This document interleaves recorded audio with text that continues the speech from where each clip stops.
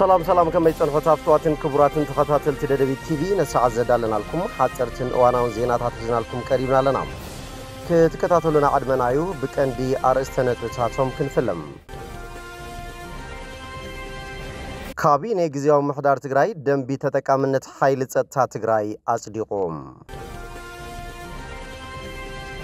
ኮሚሽን መጽናት ጄኖሳይድ ትግራይ አብለለ ደቃ አንስቲዮን አዋልድን ትግራይ ተፈጸሙ ጾታ መሰረት ዝገበሩ ጄኖሳይዳው ጥቃታት ዘርኢ ውጽኢት መጽናቲ አላው ጌሮም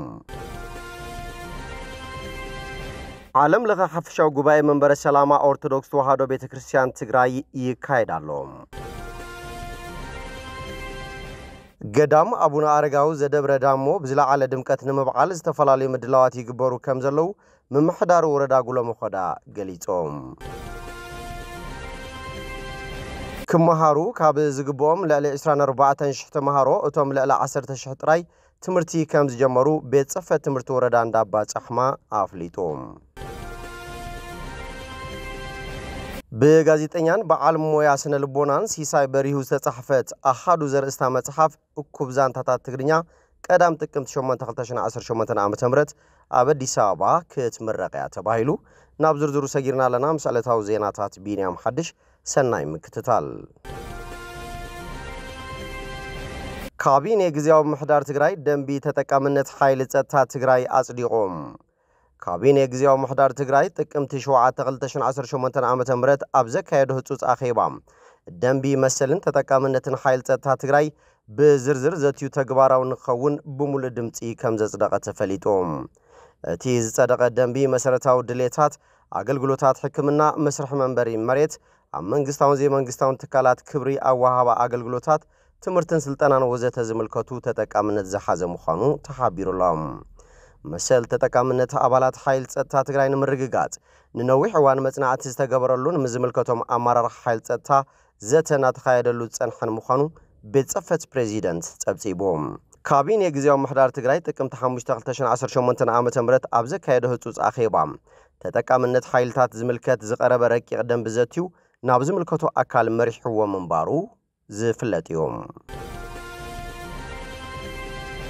ዓለም ለኸ ሐፍሻው ጉባኤ መንበረ ሰላማ ኦርቶዶክስ ተዋህዶ ቤተክርስቲያን ትግራይ ይካሄዳሉ መንበረ ሰላማ ኦርቶዶክስ ተዋህዶ ቤተክርስቲያን ትግራይ ናይ 2018 ዓመተ ምህረት ዓለም ለኸ ሐፍሻው ጉባኤኡ ኣብ ርእሰ አድባራት ወገዳማት አክሱም ጽዮን አምኪያድ ይርከብ ኣብቲ ሐፍሻው ጉባኤ በጉባኤ ሊቃውንት ዝተአረመን ዝተገምገመን መጽሐፍ ብሔረ ሕጊ ተመሪቁ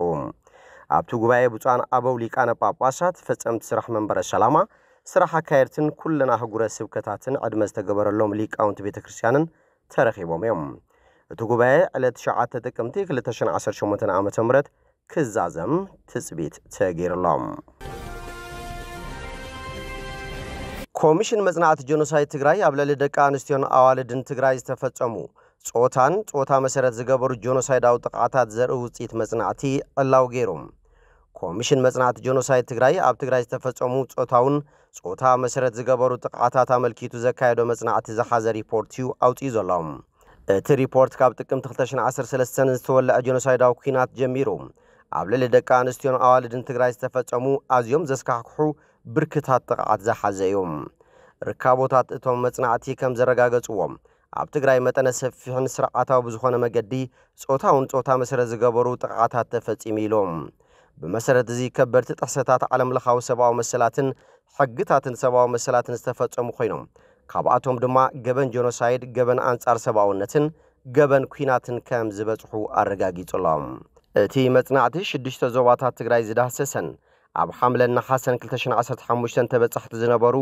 ወረዳታትን ቀበሌታትን ዝሓቆፈ ኮይኑ ኣብ 2016 ተሐሳስ ተወሰኽቲ መረዳእታታት ዝሓዘዩ እቲ ሪፖርት ኣብ ትግራይ ዝተፈጸመ ጄኖሳይዳዊ ጾታ መሰረት ዝገበረ ጥቃትን ዘለዎ ስፍሓት እንታይነትን ዘምጾ ሳዕቤንን ብሰፊሑ ጸብጺቡሎም እቲ መጽናዕቲ ግዳያት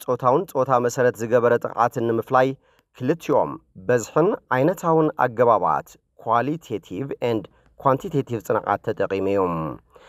ከምውን ጾታ መሰረት ዝገበረ ጥቃት CGBV ንምብያን ከም IASC 2015 ስሪ GBV IMS ዝበሉ ማዕቀፋት ኣብ ጥቅሚ ኣውዒሉ እዮም እቲ ማዕቀፍ ከም ዓመፅ ጾታዊ ጥቃት አካላዊ ጉድኣት ግዱድ መርዓ ክልከላ መሰረታዊ አገልግሎትን ዕድላትን ስነልቦናውን ስምዒታውን ጉድኣት ዘካተተ እዩ ብመሰረት እዚ መጽናዕቲ 481,201 ወሃብቲ ሓበሬታ ዝተሳተፋ እንትኾና ኣብ መምርሒ ኢንተር ኤጀንሲ GBV ኬዝ ማናጅመንት ጋይድላይንስ 2017 ዘለው ማዕቀንታትን ዓለምለኻውን ሃገራውን መለክዕታት ብምጥቃም ዝተዳለወ እዩ እዚ መጽናዕቲ ነዚ ዓለምለኻዊ ገበን ጄኖሳይድ ናይ ዝፈጸሙ አካላት መንነትን ግደን ዝገልጽ እዩ እቲ መጽናዕቲ ኣድላይነት ህጹጽ ፍትሒ ፍትሕታትነትን ግዳያት መሰረት ዝገበረ ሕውየትን ከም ዘድሊ መረጋገጽ ሂብሎም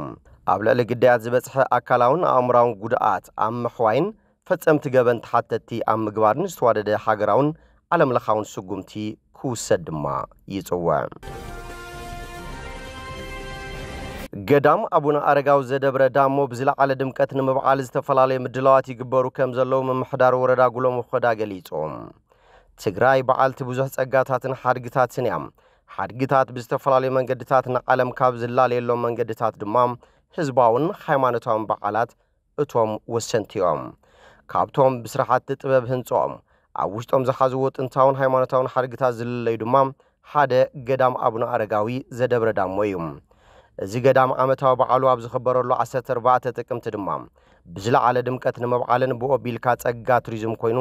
ዝያዳ ክደምቕ ምድላዋት ተገይሩሎ ይብል ጸብጻብ ርክብን ሓበሬታን ወረዳ ጉሎ መኾዳ ዋና መሓዳር ወረዳ ጉሎ መኾዳ ኣይተሓፍቶም ባራኺ ከም ዝገለጽዎም ኮሚቴታት እቲ ምድላው ካብ ሕሉፋት አካባቢ በዓላት ዝነበሩ ድኽመታት ብምእራም ዝሓሸ በዓል ኮይኑ ንኽሓልፍ ብምውዳድ ትኹረት ገይሩ ክስራሕ ተሓሳሲቦም ምድላው ሓልዋን ጸጥታን አመልኪቶም መብርህ ዝሃቡ ሓላፊ ዘፈር ሰላምን ጸጥታን ወረዳ ጉሎ መኾዳ ኣይተ ነቢይ ስዩም ከም ዝሓበርዎ ድማ እቲ በዓል ብዘይ ምንም ናይ ጸጥታ ጸገም ንኽሓልፍን ሓላፍነት ኩሎም መራርሓ ከም ዝኾነን ተዋሪድካ ምስራሕ ከም ዘድልን ኣፍሊጦም ኣብ ምቕባል ኣጋይሽ ስርዓት ተሽከርከርትን ኣጠቓቕማ መንገድን ምዕሩይ ምግባር ዝስርሑ ዳሳት ኣብ ዝተጸንዐን ምቹው ቦታ ምድላው ኣቐዲምካ መዕረፍ ተሽከርከርቲ ክዳሎ ምግባርን ተዛመድቲ ቅድመ ምድላዋ ተቐዲምካ ክውገን ዝግብኦ ምዃኑ ዓብዪ ኮሚቴት ምድላው ኣመላኺቶም ናብቲ ገዳም ዝወስድ መንገዲ ተጸሪጉን ተሽከርከርቲ ምቹው ከም ዝተገበረ ዝሓበረት ኮሚቴ ኣብቲ ክብረ በዓል ካብ ሃይማኖታዊ ስርዓትን ተግባራትን ወፃኢ ዝግበሩ ምድላው ዝተኸልከለ ምዃኑ እቲ ኮሚቴ ኣተሓሳሲቡሎ ከም ጸብጻብ ሓበሬታን ርክብን ወረዳ ጉሎ መኾዳ ክመሃሩ ካብ ዝግብኦም ልዕሊ 24,000 ተምሃሮ እቶም ልዕሊ 10,000 ጥራይ ትምህርቲ ከም ዝጀመሩ ቤት ጽሕፈት ትምህርቲ ወረዳ እንዳባ ጻሕማ ኣፍሊጦም ኣብ ዘመነ ትምህርቲ 2018 ዓመተ ምህረት ናብ ማዕዲ ትምህርቲ ከኣትዉ ትጽቢት ካብ ዝተገበረሎም ልዕሊ 24,000 ተምሃሮ እቶም 10,200 ጥራይ ትምህርቲ ምጅማሮም ሓላፊ ቤት ጽሕፈት ትምህርቲ ወረዳ እንዳባ ጻሕማ መምህር አማኑኤል ወልዱ ገሊጾም ብሰንኪ ጄኖሳይዳዊ ኩናት ዝዓነወ መምሃሪ ክፍልታትን ናውቲ ትምህርትን ንምጽጋን ምዝምልከቶም አካላት ዋዲዶም ኣብ ምንቅስቓስ ከም ዝርከቡ ድማ ገሊጾም ኣብታ ወረዳ ዕንወት ካብ ዘጋጠመን ኣብያተ ትምህርቲ ሓንቲ ናይ ዝኾነት ቤት ትምህርቲ ወርዕለኸ ርእሰ መምህር ዝኾኑ ጽገ አረጋዊ ኣብ ዘመነ ትምህርቲ 2018 ዓመተ ምህረት ናብ ማዕዲ ትምህርቲ ከኣትዉ ትጽቢት ካብ ዝተገበረሎም 2,300 ተምሃሮ ዛጊት 898 ተምሃሮ ጥራይ ናብ ትምህርቲ ምእታዎም ገሊጾም ኣብ ክልል ብዙሓት ሕጽረታት ናውቲ ትምህርቲ ኮይኖም ተምሃሮ ካብ ማዕዲ ትምህርቲ ንኸይርሕቑ ምምሃር ምስትምሃር ጀሚሮም ኣብ ምስራሕ ከም ዝርከቡ ድማ መምሃራን እቲ ቤት ትምህርቲ ገሊጾም ተምሃሮ ብወገኖም ብሰንኪ ጄኖሳይዳዊ ኩናት ዝዓነወ መምሃር ክፍሎም ክጽገም ብዘይምኽኣሉ ዝሓሸ ፍልጠት ንምቕሳም ይጽገሙ ከም ዘለዉ ሓቢሮም ብጋዜጠኛን በዓልሙያ ስነ ልቦናን ሲሳይ በርሂ ዝተጻሕፈት ኣኻዱ ዘርእስታ መጽሓፍ እኩብ ዛንታታት ትግርኛ ቀዳም ጥቅምቲ 8 2018 ዓመተ ምህረት ኣብ ከተማ አዲስ አበባ ክትምረቕ ተባሂሉ እታ መጽሓፍ ኣብ ጉዳያት ስነ ልቦና ታሪኽ ባህሊ ጥበብን ተሓሳስባን ትግራይን ተጋሩን ትኹረት ዝገበሩ ዛንታታት ዝሓዘት ምዃና ደራስታ መጽሓፍ ገሊጹሎም መጽሓፍ ኣሃዱ ቅድሚ ጄኖሳይዳዊ ኩናት ትግራይ ምውልዑን ሕትመት ተዳልያ ምንባራን እቲ ኩናት ብርሃን ሕትመት ከይትረክብ ከም ዝኸለፋን እውን ገሊጹ ኣስታት 230 ገጽ ዝሓዘት መጽሓፍ ኣሃዱ ኣብ ማሕበራዊ ፖለቲካውን ስነ ልቦናውን ዝረኣዩ ህጸጻት እናዋዘየት መእረምታ እትህብ መጽሓፍ ምዃና እውን ገሊጹ እዮም መጽሓፍ ኣሃዱ ቀዳም ጥቅምቲ 8 2018 ዓመተ ምህረት ሰዓት 8 ድሕሪ ቀትሪ ኣብ አዲስ አበባ ዓበይቲ ዓዲ ጸሓፍቲ ምሁራት ስነ ጥበባውያንን ፈተውቲ ጥበብን ኣብ ዝተረኸብሉ ንንባብ ከም እትበቅዕ ተገሊጹሎም ብተማሳሊ ብጋዜጠኛ መዝገበ ጎይቶም ዝተደረሰት ትርጉም ምንባር ዝተሰሜት መጽሐፍ ሰንበት ጥቅምት 2018 ዓ.ም ኣብ ከተማ ዓዲግራት ክትምረቕ እያ። ትርጉም ምንባር ፍልስፍናዊ ህይወት አቡነ ተስፋ ስላሴ መድህን እተዘንቱ ኮይና መኒና ከመይ ንነብር ንምንታይ ከነነብር ብሓፈሻ ትርጉም ምንባርና እንታይ ዝብሉ ሕቶታት ምላሽ ዝረኽቡላ መጽሓፍ ምዃና ጋዜጠኛ እንደራሲ መዝገበ ጎይቶም ገሊጾም። ትርጉም ምንባር ኣብ 16 ምዕራፋት ዝተኸፋፈለ 450 ገጻት ዝሓዘት መጽሓፍ ኮይና ንጋዜጠኛ መዝገበ ጎይቶም መበል ሳልሳይ መጽሓፍ እያ። ትርጉም ምንባር ሰንበት ጥቅምት 2018 ዓ.ም ሰዓት 9 ድሕሪ ቀትሪ ኣብ ከተማ ዓዲግራት ኣቦታት ሃይማኖት ጸሓፍቲ ምሁራትን ስነ ጥበባውያንን ፈተውቲ ጥበብን ኣብ ዝተረኸብሉ ክትምረቕ እያ። ምንባር ከስፍትዋትን ክቡራትን ተኸታተልቲ ደደቢት ቲቪ ነሰዓት ዘዳለናልኩም ዜናታት እዚኦም ይመስሉ። ስለቲ ምክትታልኩም ኣመስጊና ብኻልኦት ክሳብ ንራኸብ ሰሰናይና ኣኹም።